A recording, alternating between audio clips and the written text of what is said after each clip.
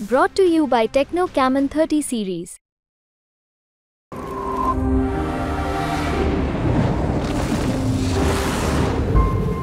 नमस्कार, तुम्हा सगळ्यांचं स्वागत आहे मुंबई तकमध्ये। पुणे कार अपघातामध्ये रोज नवनवीन खुलासे येत आहेत, नवनवीन गोष्टी घडत आहेत।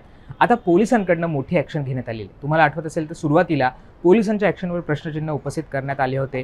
पोलिसांनी योग्य कारवाई केली नाही, पोलिसांनी योग्य कलम लावली नाहीत असा आरोप सातत्याने पोलिसांवर करण्यात येत होता। परंतु जसजसे या केसमध्ये नवीन अपडेट्स येत आहेत, आता पोलीस सुद्धा या केसमध्ये मोठी पाऊल उचलायला त्यांनी सुरुवात केलेली आहे। खरं तर आता पोलिसांनी या केसच्या तपासासाठी 12 टीम तयार केलेल्या आहेत आणि या 12 टीममध्ये जवळजवळ 100 पोलीस कर्मचारी असणार आहेत आणि हे 100 पोलीस कर्मचारी या सगळ्या प्रकरणाचा तपास करणार आहेत। कशा पद्धतीने पोलिसांच्या ह्या टीम्स असणार आहेत, कशा पद्धतीने हे सगळा तपास असणार आहे, हे सगळं आपण जाणून घेणार आहोत। जसं मी म्हटलं की सुरुवातीला जेव्हा ही केस घडली किंवा जो अपघात घडला त्यानंतर पोलिसांच्या ज्या कारवाई आहे त्याच्यावर प्रश्नचिन्ह उपस्थित करण्यात आला होता, कारण 14 तासाच्या आत त्या अल्पवयीन मुलाला बेल मिळाली होती आणि सगळीकडनंच या सगळ्या घटनेबद्दल तीव्र संताप व्यक्त करण्यात आला। सोशल मीडियावर सुद्धा या घटनेबाबत तीव्र प्रतिक्रिया उमटल्या। त्यानंतर खऱ्या अर्थाने पुणे पोलीस ॲक्शन मोडवर आलं आणि ज्या पद्धतीनं जे लोक या सगळ्या घटनेमध्ये सामील होते, ज्यांनी आरोपीला वाचवलं होतं किंवा ज्या पद्धतीनं पुराव्यांमध्ये छेडछाड केली होती, त्या सगळ्यांना अटक करायला पोलिसांनी सुरुवात केली। अर्थात 2 पोलीस कर्मचाऱ्यांचं निलंबन सुद्धा या सगळ्या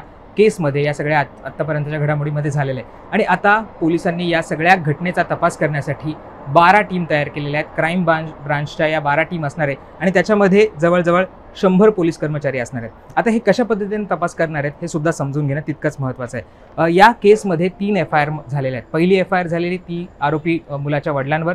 त्यांनी त्या मुलाला निष्काळजीपणे कार चालवायला दिली। त्यांना माहीत होतं मुलगा दारू प्यायला गेलेला आहे, त्याच्याकडे लायसन्स नाही आहे, तो अल्पवयीन आहे, हे सगळं असताना सुद्धा त्यांनी कार चालवायला दिली होती, त्यामुळे त्यांच्यावर तो गुन्हा दाखल झाला होता। दुसरा गुन्हा दाखल झाला होता तो त्या ड्रायव्हरला धमकावल्याप्रकरणी, त्याला खोटा जबाब द्यायला लावला त्याच्या संदर्भातला गुन्हा होता।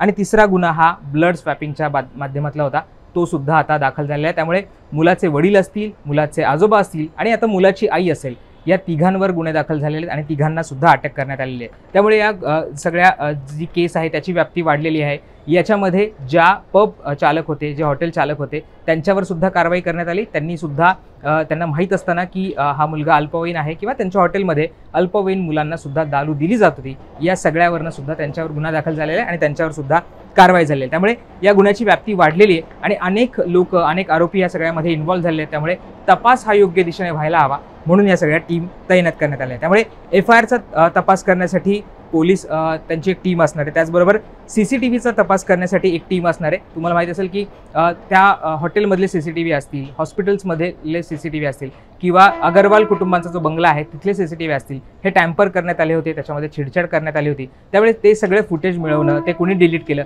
या सगळ्याचा तपास करण्यासाठी एक टीम काम करणार आहे पोलिसांची। त्याचबरोबर टेक्निकल जे विश्लेषण आहे त्याच्यासाठी एक टीम असणार आहे। टेक्निकल विश्लेषणामध्ये कॉलचे CDR असतील किंवा व्हॉट्सॲप मेसेजेस असतील, हे सगळे तपासण्यासाठी सुद्धा एक टीम पोलिसांची काम करणार आहे। त्याचबरोबर पुरावे गोळा करण्यासाठी सुद्धा 2 टीम पोलिसांच्या असणार आहे, ज्या माध्यमातून केवळ FIR केलं, मुलाला ताब्यात घेतलं, आरोपीला ताब्यात घेतलं, इथपर्यंत केस थांबत नाही। जेव्हा चार्जशीट फाईल करायची असते त्यासाठी सबळ पुरावे सुद्धा पोलिसांना हवे असतात आणि ते पुरावे गोळा करण्यासाठी सुद्धा पोलिसांच्या 2 टीम कार्यरत असणार आहे। याच्यामध्ये वेगवेगळ्या प्रकारचे पुरावे असतील, म्हणजे ब्लड स्वॅपिंग कुणी केलं, कशा पद्धतीने केलं, त्याचबरोबर कार तो मुलगा चालवत होता याचे CCTV फुटेज असतील, हे सगळे पुरावे पोलीस गोळा करणार आहेत आणि त्यासाठी 2 टीम या काम करणार आहेत।